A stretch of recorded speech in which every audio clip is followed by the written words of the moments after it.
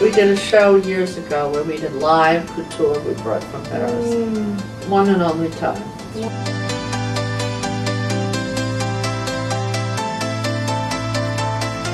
Well, Fashion Group is an 80-year-old organization. It was founded by folks like Mrs. Roosevelt, Edna Woolman Chase, Edith Head in Hollywood, women that were really focused on the role of executive women in the fashion industry. Now you might ask why Eleanor Roosevelt was a founding member. She at the time was the wife of the governor of New York State. She was very interested in women and their development. And Fashion Group for 75 years was only women. We produced business events, we produced trend events, mentoring programs, fundraising for humanitarian causes, and scholarship programs in about 28 cities across the U.S. Can you tell us a little bit about yourself, how you got interested in fashion? I was driven to embark on a career in retail originally. So historically, I mean, I have spent 28 years at Saks and Bloomingdale's, running many businesses for them as a merchant, developing a lot of designers across all categories, working in different areas of the business: accessories, children's wear, cosmetics and beauty, fine jewelry, etc. Spanning the whole spectrum. Yes. So after a long career in retail, after I had left Saks in the mid-90s, a friend of mine had approached me, was on the board here at Fashion Group, and asked me to please consider coming on board, taking over the organization to help it evolve into more of a business-based organization. Well, Fashion Week was, I thought, an excellent week in New York. Had a lot of bright spots. Certainly, there's no end of luxurious product out there. It gives one the feeling, certainly, of the good life, and that people want to look and feel like they're wearing luxury.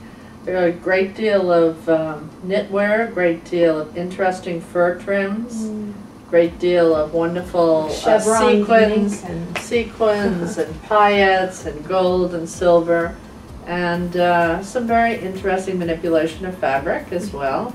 New silhouettes that are emerging, multi-layers, longer lengths. Certainly the mix of texture is important, whereas the sleeve has become so important. Often the sleeve is in a different fabric or textile from the body of the dress or the body of the suit. Rising Star Awards is a Fashion Group program that encourages emerging talent. It's all-encompassing across the fashion industry, so it not only rewards design, young designers in women's apparel and men's apparel, but also fashion accessories, fine jewelry, beauty. We have an award for the newest retail, most interesting retail concept, as well as interior design and home. So the competition is usually spread over about 125 applicants, and we have 2 rounds of voting. The first round is more minimal in the sense that it's the votes are focused on all of the committees within Fashion Group and the board of directors, and those votes are tallied, and we come away with a second round of finalists. Usually around 35 to 38 finalists participate in the Rising Star luncheon that we put together at the end of January each year, at which time there's another round of voting right before the luncheon, and then the awardees are presented at the Rising Star luncheon. What do you think about Christian Lacroix? I think one big tragedy. Yes. Very sad. He was very talented, but actually I have a note from him over here. We did a show years ago where we did live couture we brought from Paris. One and only time. Wow. It's way too expensive to produce that type of thing. But anyway, it is sad. He was very talented. He had a very specific kind of vision, which was extremely romantic, you know.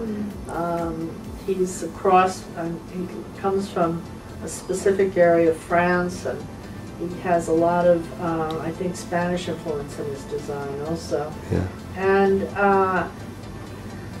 I just assume now that he didn't manage to commercialize it at the level that they thought was possible.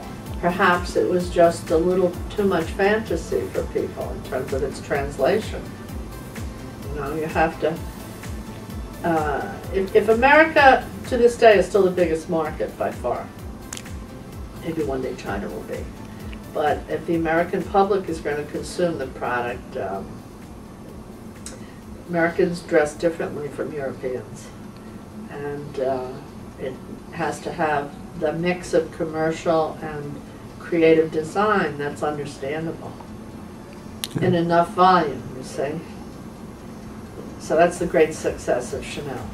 Yes, exactly. Chanel and Armani are the most successful brands by far. It's emerging, and there are designers today who do put together purely organic and sustainable product, but it is still small relative to the mix of the industry. Mm-hmm. And obviously there are some limitations in terms of what you can put into the design element of the garment or the accessory based upon the organic nature of the basic goods to be used. So even though it's emerging and it is becoming more important, and even some of the award ceremonies today have a separate award simply for sustainability. Well, the first advice I would give them is to go and work for someone. Mm-hmm. Before they get into a business of their own, they need to work for a company. Mm-hmm. They need to get some experience working for a manufacturer or another designer, depending upon what their skills are.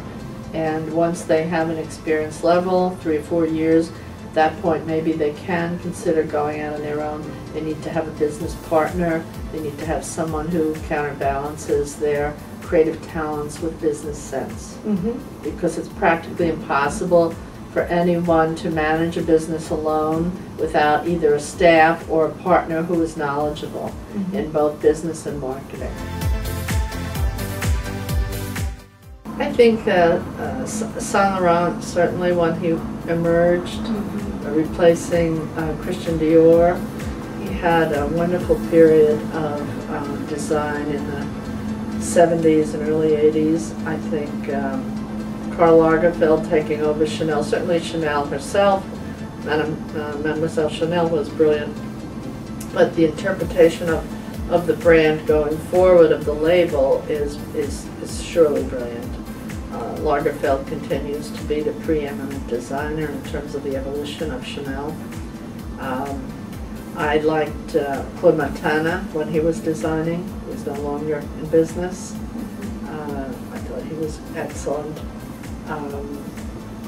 I think today, of course, Mr. McQueen and John Galliano are, along with Miuccia Prada, would be the top designers in the world. And of course, now we can no longer enjoy the brilliance of Alexander McQueen. So, I mean, in my estimation, those are some of the really important designers that we've had from the 70s or the 60s all the way through the 50s, really, with Saint Laurent all the way through till now. Yes, the universe of fashion was delivered a great blow with the death of Alexander McQueen. Mm-hmm. Because truly he was a man of immense talent. Mm-hmm. Mm-hmm.